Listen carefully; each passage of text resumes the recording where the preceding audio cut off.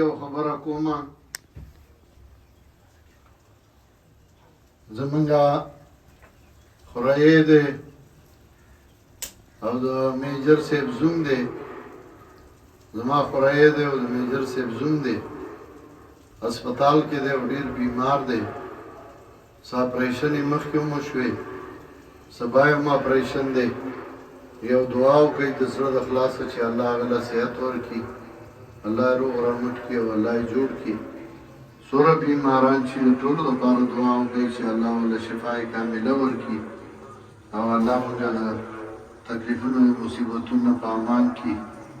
الله دې زموږ خورایي له عارف له صحت کامله ورکړي او الله دې روغ رمټ کړي الله دې جوړ کړي